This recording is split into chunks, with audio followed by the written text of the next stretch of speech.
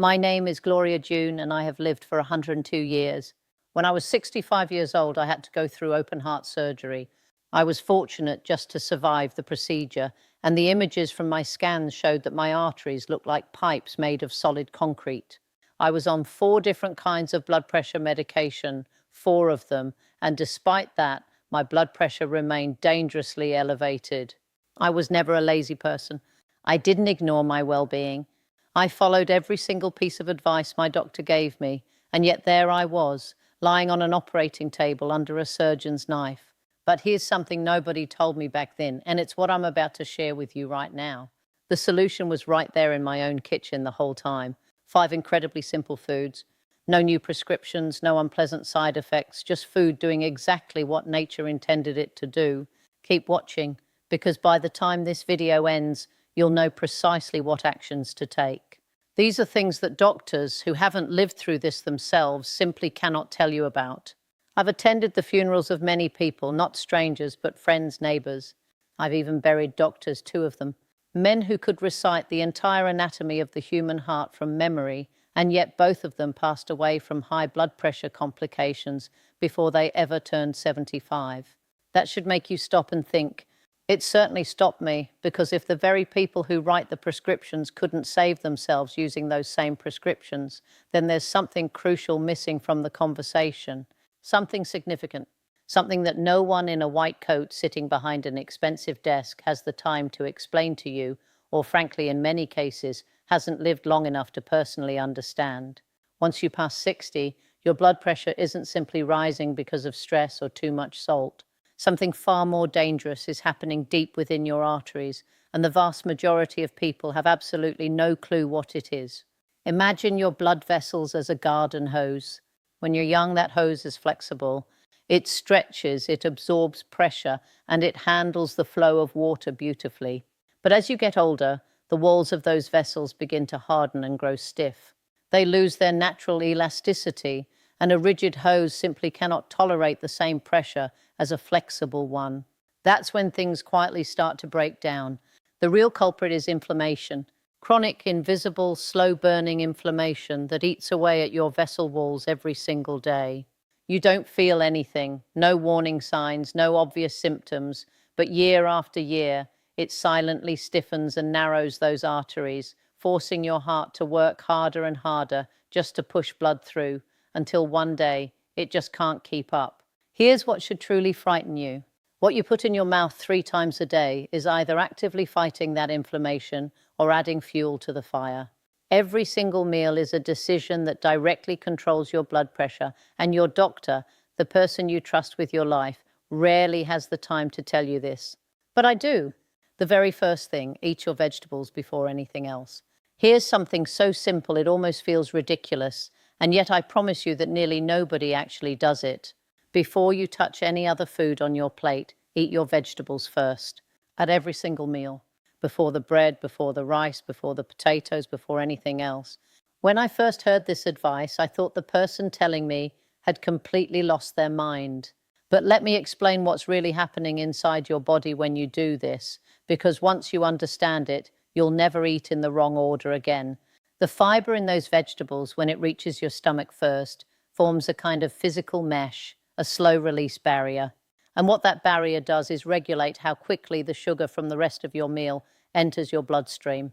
This matters enormously for your blood pressure. Every time sugar floods into your blood too rapidly, your body releases a surge of insulin to manage it. And that insulin surge causes your blood vessels to squeeze, to constrict, right there at the dinner table, while you think you're just innocently eating your supper. Your pressure is climbing, and you have no idea it's happening. I changed nothing else at first. Same food, same portions, same 4 medications. I simply started finishing every single vegetable on my plate before I touched anything else. Within just 2 weeks, my post-meal blood pressure readings had dropped noticeably. My doctor noticed. He didn't know what I had changed. He thought maybe the medications were finally kicking in properly, but it was the vegetables' first habit. One retired school teacher I knew, 71 years old, started doing this and called it the easiest health improvement she had ever made in her entire life. She wasn't wrong. Tonight, before you reach for the bread, before you take a single bite of rice, finish those vegetables. Every single bite counts. Every meal is either fighting the inflammation in your blood vessels or feeding it. And I want to tell you now, before we go any further, that what I'm going to share with you at number 3, the thing I did every single night before I fell asleep, is what my doctor eventually told me was likely responsible for protecting my heart while I was unconscious every night for decades without fail. It may very well be the single most important reason I'm still here at 102 years old. But first, let's talk about something that has been sitting in your pantry doing absolutely nothing for you. The second thing, apple cider vinegar with every meal. Take 1 to 2 tablespoons mixed into a glass of water with every meal. I can hear you right now. You're skeptical. I was too. I was raised in a generation that trusted pills over pantry items. We were taught that if something really worked, it would come in a bottle with a label and dosage instructions from someone holding a medical degree. But I've outlived that assumption by several decades, and I'm here to tell you that the active ingredient in apple cider vinegar, a compound called acetic acid, does 2 specific things for your cardiovascular system that I wish I had understood when I was 40. First, it improves how efficiently your cells respond to insulin. Remember those post-meal blood sugar spikes that squeeze your blood vessels? Acetic acid blunts that spike. Your body doesn't have to release as much insulin, which means less constriction, which means lower blood pressure, less squeeze on those arteries that are already working too hard. Second, and this is the part that genuinely changed how I thought about food, acetic acid stimulates the production of nitric oxide in the walls of your blood vessels. Nitric oxide is your body's own natural signal to your arteries. Relax, open up, let the blood through. It's doing naturally what an entire class of blood pressure medications tries to do pharmaceutically for about $3 a bottle. Always dilute it. Never drink it straight, because undiluted vinegar will damage your tooth enamel and irritate your throat. Use at least 8 ounces of water. Use a straw if you can. And if you have a history of ulcers or acid reflux, have a conversation with your doctor before you start. But for most people, this is one of the safest, simplest additions you can make to your daily routine. 1 glass with breakfast, 1 with lunch, 1 with dinner. Give it 3 weeks and check your numbers. I did this for 37 years. I am 102. But now I need to keep my promise to you. What I'm going to tell you next, number 2 on this list, is something I almost didn't include because it sounds almost too good to be true. After we get through numbers 4 and 3, I'm going to share with you the one thing on this entire list that I believe works not just on your body, but on something deeper. An ancient practice that the modern world nearly forgot. Something that every culture on Earth independently discovered, and that science is only now beginning to understand. But first, let me tell you about the flower. The third thing, hibiscus tea, 3 cups every single day. If you've never heard of hibiscus tea, you might know it as sorrel, or red tea, or carcade. It has a deep crimson color and a tart flavor that reminds you a little of cranberry. And it is, without any exaggeration, one of the most powerful things you can put into your body for blood pressure. Hibiscus flowers contain compounds called anthocyanins and hibiscus acids. These compounds act on your blood vessels in a way that mirrors a class of prescription medications called ACE inhibitors, among the most commonly prescribed blood pressure drugs in the world. What ACE inhibitors do is block an enzyme that causes your blood vessels to tighten and constrict. Hibiscus does the same thing naturally, without the persistent dry cough that drives so many people off those medications. A study published in the Journal of Nutrition found that people with mildly elevated blood pressure who drank hibiscus tea daily reduced their systolic pressure by an average of 7 points. 7 points is not a rounding error. 7 points is clinically significant. 7 points is the kind of result that changes a doctor's expression when they see it. 3 cups a day, hot or cold, with no sugar or as little as possible, because sugar will undo much of what the tea is doing. A small spoon of honey is perfectly fine. I drank mine warm in the morning, cool in the afternoon, and warm again in the evening for years. It became one of the rituals I look forward to most. One important caution. If you are already taking ACE inhibitor medication, please speak with your doctor before adding hibiscus tea regularly. Combining them can push your pressure too low. That is not the goal. Balance is the goal. But for most people, this is a genuinely pleasurable habit that your arteries will reward you for. I've had people in their 80s tell me they felt a difference within 10 days. I believe them. I felt it too. Now, I promised you that what comes next, number 3 on this list, would protect you at night while you are asleep and unaware, while your body is supposed to be resting, because here's something almost nobody talks about. Your blood pressure does not always rest when you do. And what I'm about to tell you next may be the most important thing in this entire conversation. The 4th thing, walnuts before bed. 30 grams, that's about 14 walnut halves, 30 minutes before you go to sleep every night. Here's what most people don't know. For many people over 60, blood pressure does not drop during the night the way it's supposed to. It should go down. Your heart should get a rest. Your arteries should ease. But in a condition called nocturnal hypertension, the pressure stays elevated or even spikes while you're lying there completely unconscious and unaware. While you sleep, your heart is laboring, your vessels are under stress. You wake up exhausted and have no idea why. Nocturnal hypertension is one of the most underdiagnosed and dangerous patterns there is. It is linked to a significantly higher risk of stroke and heart attack, and your regular daytime readings will not catch it. You can have acceptable morning numbers and still have a serious, dangerous problem happening every single night for years. Walnuts, specifically 30 grams eaten 30 minutes before bed, have been shown in multiple studies to meaningfully reduce nighttime blood pressure. Walnuts are one of the richest plant sources of alpha-linolenic acid, a plant-based omega-3 fatty acid. They also contain melatonin and a compound called L-arginine. Together, these compounds relax blood vessel walls, reduce vascular inflammation, and support the natural nighttime pressure drop that your body is supposed to make, but often fails to make after age 60. Think of it as a gentle instruction to your cardiovascular system, a message sent in the language of nutrients that says, "It is time to rest now. Stand down." I did this every night for nearly 40 years. I wasn't perfect about everything in my life, but I was faithful about my 14 walnuts before bed. I genuinely believe that this one habit, night after night, decade after decade, is a large part of why my heart is still beating at 102. Write it down. 30 grams, 14 halves, 30 minutes before bed. And now I'm going to share with you the 5th and final food on this list, the one I saved for last, the one that I believe contains more truth per tablespoon than almost anything else you can put in your body, the one that the food industry has spent considerable money making sure you do not fully understand. The 5th thing, change your oils. Walk to your kitchen after this video is over, open your cupboard, and look at what oils you have in there, because what I'm about to tell you may be the most practically important thing in this entire conversation. Most of the cooking oils lining supermarket shelves, canola oil, soybean oil, sunflower oil, corn oil, are extremely high in omega-6 fatty acids. Now, omega-6 is not poison. Your body needs some of it. The catastrophic problem is the ratio. For most of human history, people consumed roughly equal amounts of omega-3 and omega-6 fatty acids.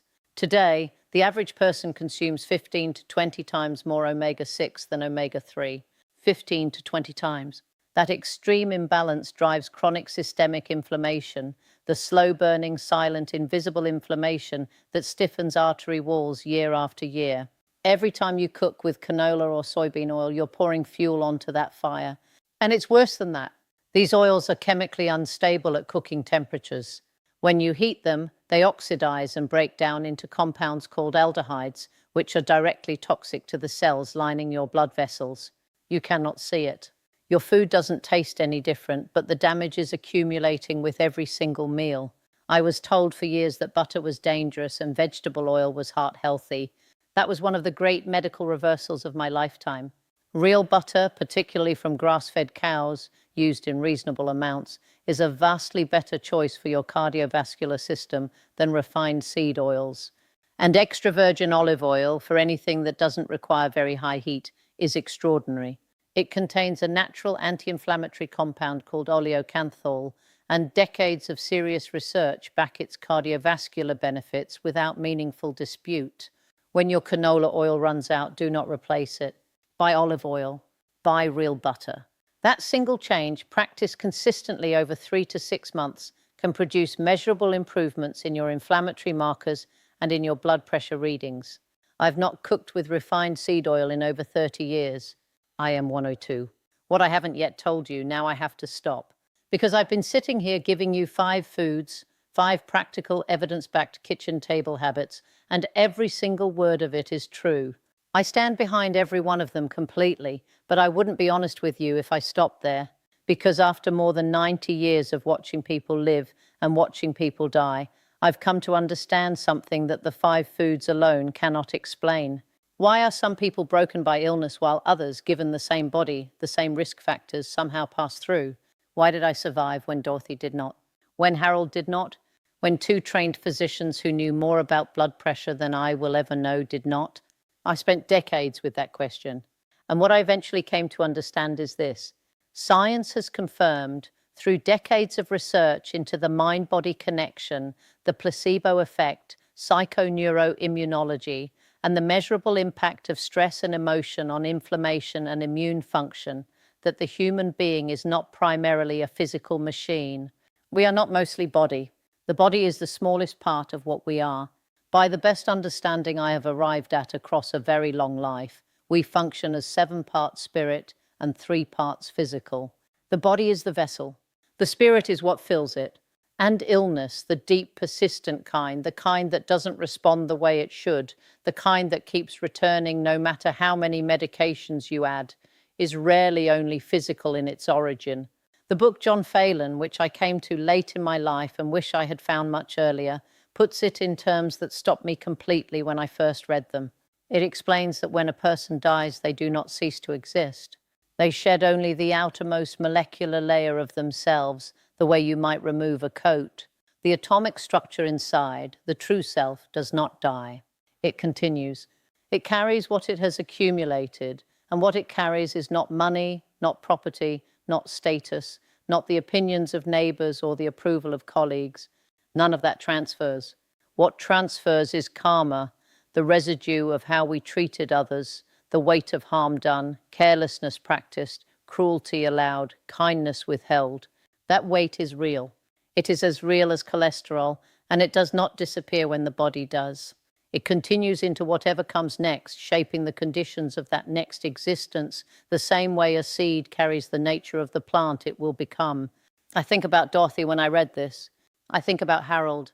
I don't think they were bad people. They were not. They were good people.